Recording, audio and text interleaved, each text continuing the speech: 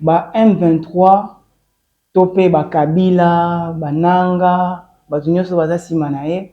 bazali bakoki vide ndenge président de la République ya lobaka. Vous voyez, na table de négociation aujourd'hui, vous allez comprendre que eza Rwanda na Congo nde bazo négocier. Et effectivement, bango bako continuer ko sala ba mangungu na bangwana parce que ils se sont sentis lésés. Ba comprendre que Rwanda beti bango dum. Yango wana ba ka basala mo ba menace pour que bango pe ba kota na moi sima wana pour que ba gagner, mais je vous rassure que makambo e bandaki osala manasira kala ko sala manisusu te bananga na ba Kabila na bandeko na bango nyonso ba Moïse Katumbi bato nyonso ba poni ko sala contre ekolo ba kozwa suelo ko moko te na ekolo wana biso tozo sula directement na moto azalaki mokonzi lokola parrain oyo bandaki koyiba kopie mboka na biso oyo eza Rwanda na mutu na ye Paul Kagame nde lelo tozo sula na ye na niveau ya États-Unis. Kagame n'est pas la solution pour la Kamanga Congolais. Vous allez comprendre que nous n'avons pas besoin de solution oyo kouta et pas ya Kagame. Kagame aza lokola Moïbi. Mais Moïbi oyo batwa makasi baza na sima na ye. Vous allez comprendre même que na négociation wana tozolo ba ya États-Unis wana eza kaka Kagame na bakor wana eza jusque là eza na nous tozo négocier comment est-ce que procédure et kokyo salema et après ndé koma ba accord. Na niveau moko ba bensaki même Union européenne. On a vu même la France, on a vu pays mususu ba kota ki na kati wana pour que ba intervenir na makambo ya négociation ya au fait tomber na ba accord wana. Justement parce que bango nyonso bazalaki sima ya pillage ya mboka na biso. Ba nyonso baza bato soki ba ye kotia maboko na bango na likambo balingaka te réputation na bango beba. Yango wana ata bakoyiba lokola ba chinois te. Ba chinois baza bato mo boye. Bon, bon excusez-moi, baza malamu, mais bayiba en désordre. Batika rapena batas vous oyebi ke bango ti bayibi na mboka na biso Congo to oyebi pena ke ba chinois bayibi. Mais tant en Amérique bandaki oyiba na mobutu. Si na ko benga mo bongo ezala ki lolenge moko na ba chinois te. Ba chinois baza bato moko boye baza ka sérieux te na makambo basa. Moi Nicolas Kazadi aza sous crédibilité. Nicolas Kazadi a dévissé une réputation dès le jour où il s'est décidé qu'il y a comme un contre-peuple. Dès le jour où il a commis Moïbi, il a mbongo ba lampadaire, il a mbongo ba forage. Dès ces jours-là, Nicolas Kazadi a commis le rôle ennemi à peuple. Okoyo kaye koloba, et ça nous la commune est opposant. Tu es opposant pour on débat la kabadi misara le kutamini. Tant on a gagné un bokonzi. Banda au kabula mbongo, aluba yite poani. Lelo balongoli lokola ministre nda komi osala bon. Vous allez aussi comprendre que Nicolas Kazadi sali au moins 3 sorties médiatiques. Si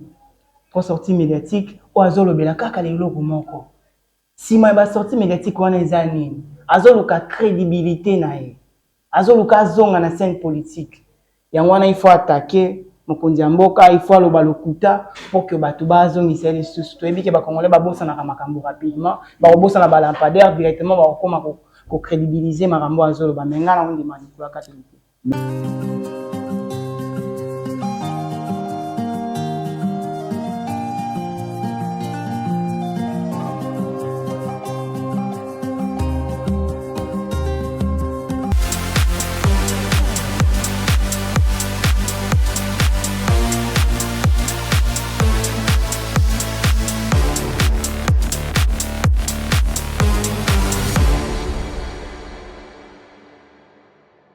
Tout les sous bongo à bona tout sénat officiel dans le cadre de mission na biso to mission ça analyse politique concernant makambo saison le kana RD Congo na Est nde boyibi toza mboka na biso za depuis un certain temps agressé na ba rebelle ya M23 AFC et à Corneille Nanga baza occupé nord na sud Kivu donc 4 mois déjà et en moto zoa les kanisa ça analyse ah bon on a tout sénat officiel iska na sengi bino vous s'abonner massivement pour que vous zoa analyse kitoko boto za bon na salon madame Stéphanie donc biso na sina le bague mission na biso to banda ko tourner peut toujours tourner awa donc na salon kitoko c'est ils ont mis on a roi 11 non loin de Sika la Bembe donc madame Stéphanie Babi ba promotion ezali na okata suki bozo sport mon qui dans ça là awakaka na kati ya salon ya madame Nabiso Stéphanie salon kitoko et Sika pezala ba travers ne ba toujours moralement kitoko na pesi merci na meso Vicky toujours l'année puis biso na to sali pena que chaîne no to chaîne officiel et to mama potala to sentika ne batakine aya na biso ko miso politique au sala ngolo ko yamba musicien te ezala mo faut avoir recherche la mo pasi yango to instaurer système au to yamba de Bonabiso Gabi, il y a ça les cas une fois la deuxième fois. Alors va bien, on ça peut venir par rapport à Makambo et zo les Kanambo Cannabis. On appelle si feliz anniversaire la bébé winner ou à Salimbola de la part de Vicky Poutou. On appelle si merci na Chico Kanda Mutunanga Moko, Luanda donc Mutumoro bien Chico Kanda sans plus tarder inviter na biso Godjagoya Gabi pour que to ça l'analyse de to bisana ko ça. Lego Gabi bon. Qui met en France. Et c'est moi Wembo sous lelo tovandika betoki l'un toazaki proche collaborateur ya Félix Antoine président Félix Antoine Tshisekedi aki même ministre ya finance excellence Nicolas Kazabi ayiko bon pour dévoiler c'est tout à lobby système de bombalé pour ça pour to bazaki ensemble et so mbongo koti ou ba vidéo na ki mbongo koti bango bakabola kana no bakaboli oyo kotika la muki wana nde allez batiango siko pona makambo ya population yo sikoyo so bakena conseil des ministres même ça bakonza mboko ezali bien dabi ko bani par rapport à makambo ya déclaration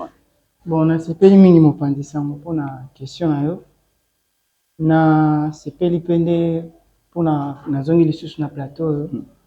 na pesi mbote na nga bana lisango nyonso balandaka biso nalingai naloba boye omoni Nicolas Kazadi aza sous crédible te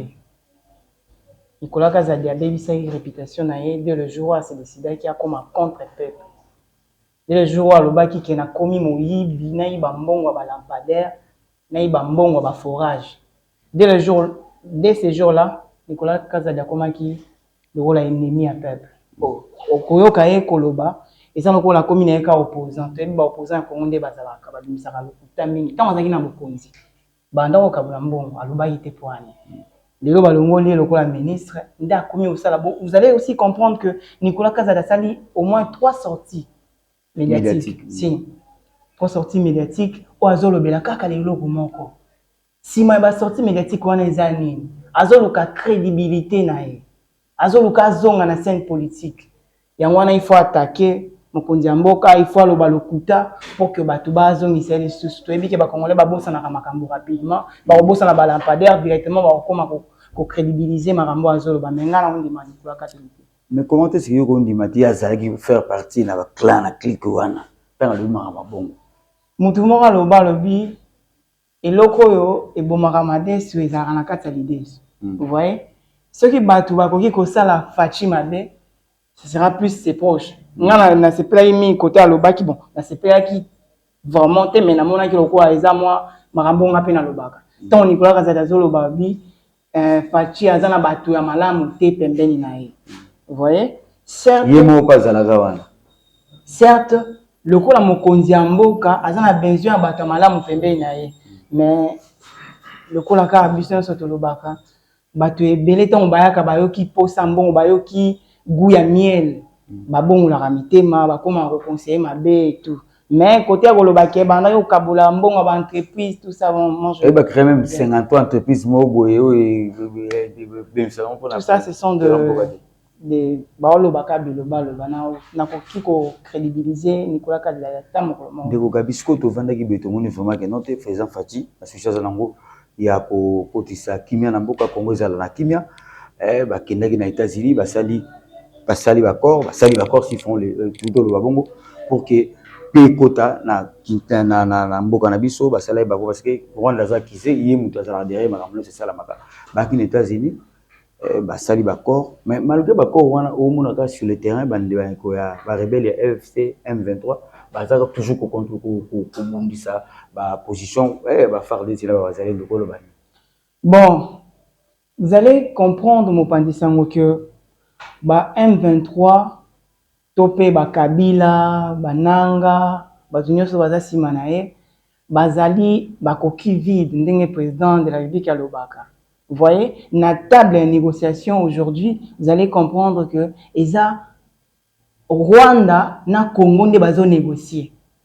Et effectivement, bango va continuer comme ça là, mangongu na bangwana parce que ils se sont sentis lésés. Ba comprendre que Rwanda beti bango 12.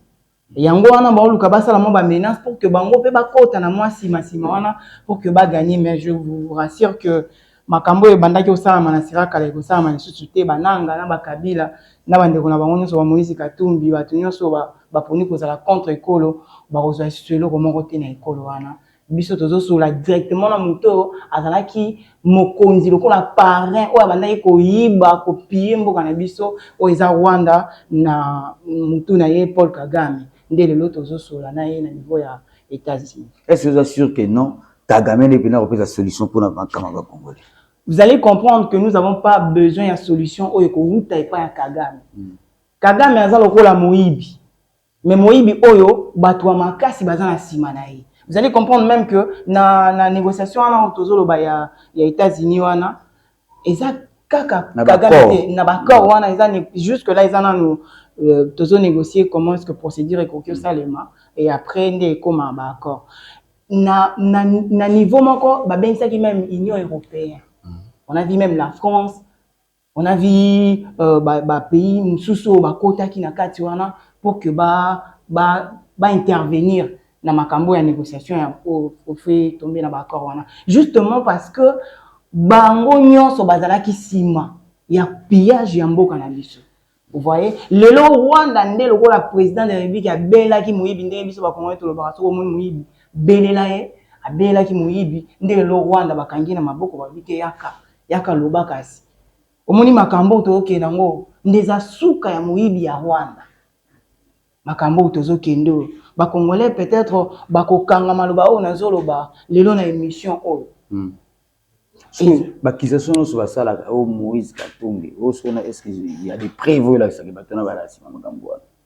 non, quand vous parlez de preuves, vous n'avez pas senti que Mboka et Ningani Likula Bakor wana. Mboka et Ningani, je veux vous rappeler le Romoro Mopandisango, na habité yoza Mopandisango au Yebi vraiment Makamundenge le Karanamboka na biso. Je pense que en 2013, si je ne m'abuse pas, Kabila Salaka accord Mokona ba chinois. Ouais. Sinon Congolais oyo biso lelo régime ya Tshisekedi o ba benga régime ba compétent o esala qui est fort pour que ba ramener accord wana à la hausse. Kabila teka minerai à Katanga, ateka minerai à Goma, ateka minerai à Kivu ya Sud Kivu na Nord Kivu. Et pas ba chinois. Ezana ba site minier mususu oyo ba Congolais ba kota kate ozala oza mokonzi oza nani okokota te o te Kabila déjà kabaka mboka. Et puis accord wana mopandisango mutu moko tatsaka munoko lokwa ba utia lelo mutu ayeba kapete eloko nini o batongaki oyo Kabila sala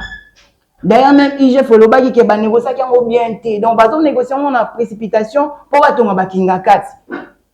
mais lelo président de la République Félix Antoine Tshisekedi Tshilombo oaza mwana ya mboka de père et de mère azola kisana poele nyonso lolenge accord wana ezokende kino na cheminement nango. Mais batu bazote le makaka ba pelisi ba minda porte ba baby sa réputation car ya masolo wana au président de l'État. Parce que accord wala est bénéfique pour na ba congolais, tezata pour na ba individu monde de mesala na boka biso ke place mo selo au mo eza bénéfique profiter kana batu mo mais la population bénéficier. Bon, ndenge zo moni na ba ko ngana bon nazara trop sûr bon, je sais pas na rôle voilà optimiste. Naza optimiste. Naza trop sûr na ngai koloba na président de la République Félix Antoine Tshisekedi Tshilombo po aza mwana mboka a umeli na opposition ayebi souffrance ya peuple congolais akoki susu te ko pesa ba minerai na biso to bomengo na biso epa ya bapaya nde yango wana ezoti na ngai na ndima ete accord oyo ekozala lokola ya Kabila te.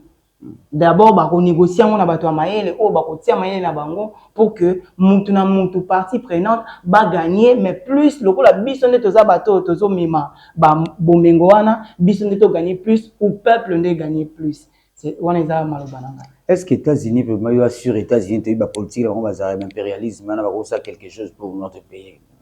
Mon pandisang. Yo pour na yo partenaire nini oyo ya o aza sérieux. Non, parce que je vis dans le pays à Sahel, on a Burkina Faso, s'opposer à Batouana parce que les occidentaux, pays occidentaux,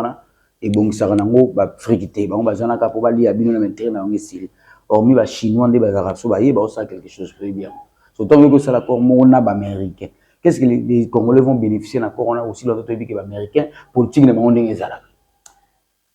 tant to bandela Burkina Faso donc déjà na la place ça est ba Mali ba Niger ya na se faire mingi na président Traoré au hasard pe mona Afrika ou azo bunda pour na ikona bango pour l'indépendance ya Afrique mais plus pour na Burkina Faso pe développer qui ne liboso eza malamu mais na zonga rapport na koloba ete Burkina Faso eza Congo te et puis tant tozo lo ba Burkina Faso asali ba accord na ba Russie to na ba mboka mususu boko yeba ke mboka na biso tango ezalaka stable je dirais na série ya Mobutu sima na ezalaka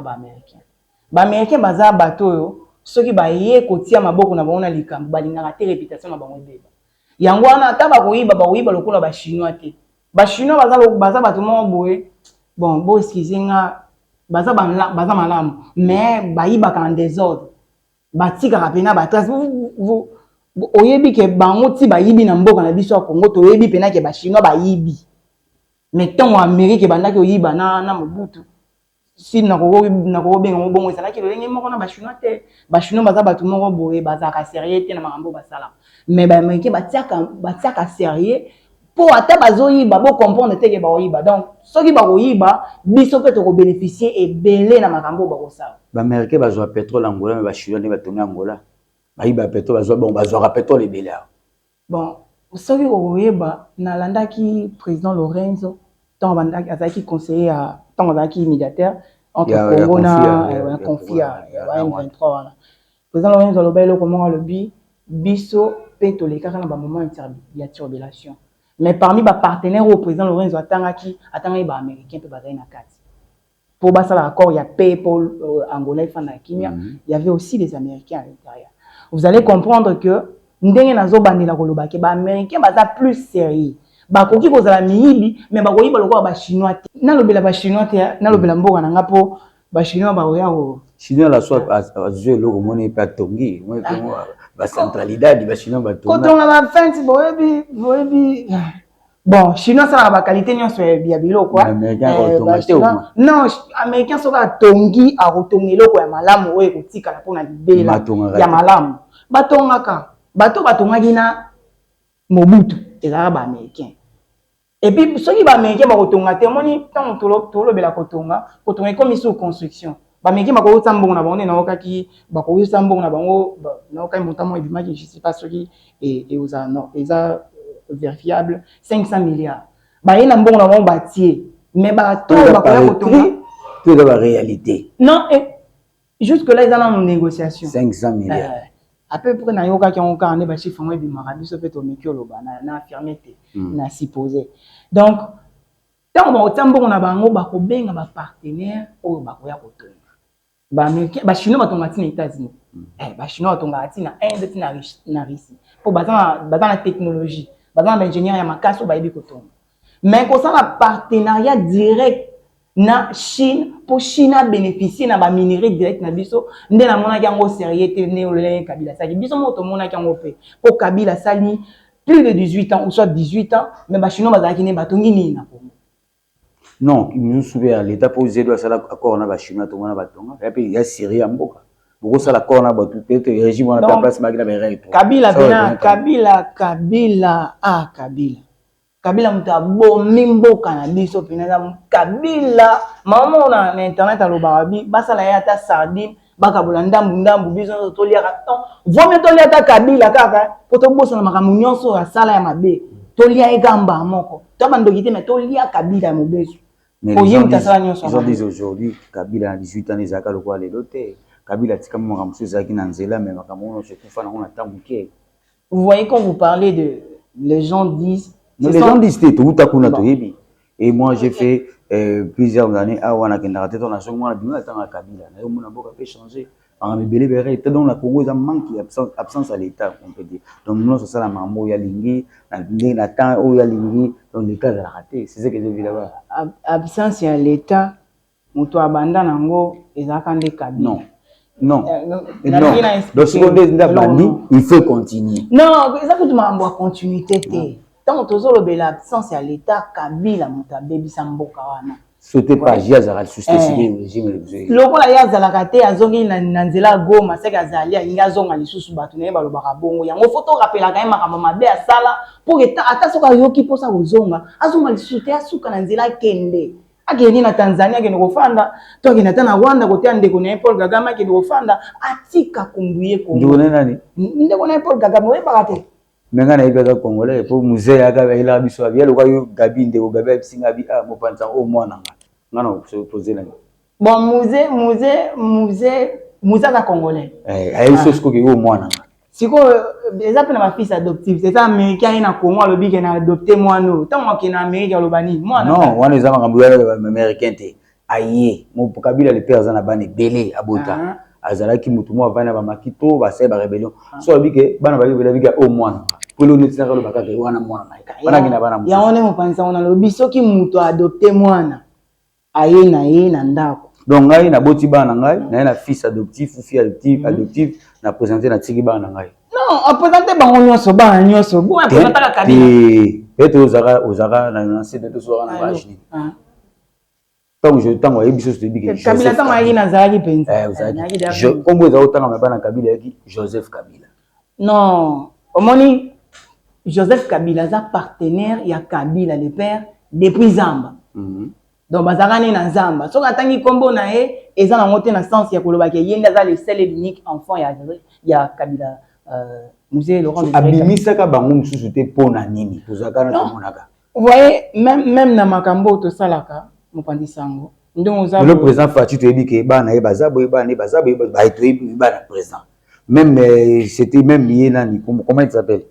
au président sortant au président ex-président Joseph Kabila alors za bana ba junior ba c'est au moins quand même c'est ça kasi yango elo na loba omoni ndenge to zabwe okoki ozala na mutu moko boye aza plus proche na yo elingi oloba te ke bato misusu baza nsima na ye te vous voyez Kabila a eu l'occasion ya kotambola na Kabila hyper musée Kabila yango wana esalaki ke azalaki na un peu le devant na makambo banda ekosala elingi oloba te ke Kabila bombaki bana na ye po abimisaka est-ce que Kabila présentaki lokola le seul et l'unique fils na ye non donc Kabila le fils ou Kanambe azwaki kaka juste occasion ya kozala na Kabila pendant que ba projecteur ezalaki yango wana lokola muto otambola na jamais koki ko écarter pembeni yango abimisaki lokola mwana donc ngilo bateke Kabila za le vrai fils ya Kabila le père yo sali inane au mérité alors qu'est-ce que tu reproches le régime ya président Félix Antoine Tshisekedi tu as ça la reproche parce que les régime on nous a dirigé ils ont battu ça na toujours la perfection bon reproche nangai pour na ozala cohérent reproche nangai ezala plus na niveau président de la République azana mutema munene makasi biso nyonso toyebisaka mutema munene dans le sens où azo permettre na oyo koki o permettre te vous voyez quand quelqu'un fait quelque chose de mal il faut le punir na niveau ya sentence na ye soki ayibi bakanga ye batie na prison soki asali mabe elingi oloba te soki mama moko aleki na nzela aledi oh mwana ngai nazalaka na ye le seul fils oyo nazalaka na ye l'unique yo oyoki mawamba moko ozwi ye o te grâce présidentielle non eza bongo te soki mutu asali mabe il faut sentence ezala vraiment sévère pour que bato misusu baza pembeni bakoka kozonga na mbeba wana te donc c'est un peu ce que je trouve na président de la République aza na mwa motema moko ya bapasteur motema moko ya kolinga mingi bato azotala nanu te fonction oyo aza nango lokola chef de l'État donc soki ameki kaka kobouge mwa moke akomi na mwa rivière lokola bamobutu ndenge bazalaki certainement nous aurons des résultats un peu plus sérieux un peu plus avantageux que autres ozomona avenir ya mboka na biso ndeni par rapport makambo nyonso esalama kuna baventure benanga bazosala na baeste wana avenir ya mboka omona ngo non lokola moto alingaka mboka na ye moi je pense que ezaka turbulation et eza moment oyo bato balobaka soki malade ebomamai na nzoto soki bopesi kisi malade ebimaka voyez moto akozala azosala fièvre mais bomonaki aza mwa bien mais bobakisi kisi empire elingi olakisa te ke eomemi na kufa mais ezotimola nde baoyo ya mabe ezalaki mpo kebima nyonso Moi, je pense que mboka na biso zo leka na ba moment ya bongo. Ezo leka na moment oyo ba maladie nyonso ebomamaki ba pesi yango kisi ezo bima. Parce que même batiti d'autres mona lelo ya bato nyonso na zamba, bato bazoloba ba Nicolas Kazaliba bima mabe côté cour constitutionnel na Assemblée nationale ba problème. Tous ces niveaux ezo là ça déjà que on était vraiment dans le trou et on est en train de sortir. Et mikolo baloba kabi bakanga kolela te. Totika Congolais na sima kolela to ozo esengo. Yeah. Si vos messages particuliers donc au pesa na Congolais non ce serait besoin mettre vers le monde. Eloko ngai na linga koyebisa ba Congolais mingi ça juste ça to se réveiller to réveiller conscience na biso. Vous voyez là je sais pas si balobara le patriotisme est ça très important na bato o baza bato ya mboka parce que ceux qui sont patriotes té ozo jouer na quoi ils s'emboquent na yo. Vous voyez, na la moussa juste ba Congolais partout bazali, tous à la patriote. Tant tous ça la ba débat, tant tous loba pour na mboka na biso, to loba te pour na to boma mboka wana, mais to loba pour na to construire les sous mboka. Na niveau nyonso zali na Canada, na États-Unis, na France, na Belgique, même au bazan na Rwanda. Bon loba te pour bo baby mboka na bino parce qu'il y a des Congolais qui sont au Rwanda. Ba vrai ba réfugiés bazan na Rwanda. Oyo certainement ceux qui mboka na pe zongi normal ceux qui mboka na zongi normal bako zonga na mboka na bango. Vous voyez et mais toutes ces personnes là bozala te bo jouer na deux poids deux mesures te lokolo za na Rwanda nde lokola biso za na problème na Rwanda pe so ba avantage ko komi ko fina Congo ou soit aux États-Unis oyebi ke kuna ba mdele za normal embouteillage za la te ko komi ko fina Congo na to lo ba malamu ya Congo to sala bolamu pona Congo. Ceux qui même aller plus loin, totonga Congo ensemble pour que lobby, ba o ba ko yana sima na biso, na za jeune certainement, je crois que na ko mona développement à Congo, mais même si na monité le wa ba porte na tango ya Yesu balobaki, na moni yango na musika, mais na za na assurance que bato ba ko ya sima ba ko vivre mabe onga na monité. Donc ça malobonga. Moi ba mbote. Mbote na ngai na pesi kaka na patron na ngai mkona lobai madame ekoza la eo confondre ba confondre madame moi non ada patron na ngai madame Stéphane na salon de beleza nde mbote mususu na bakisi na ndeko na ngai Merode na Kinshasa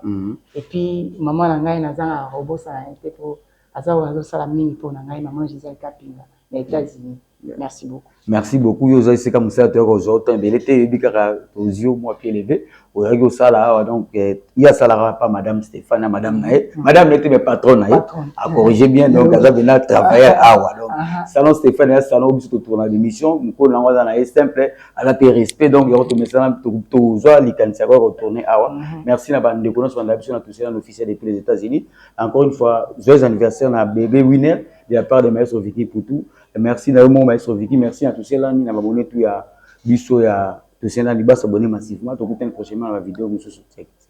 Merci.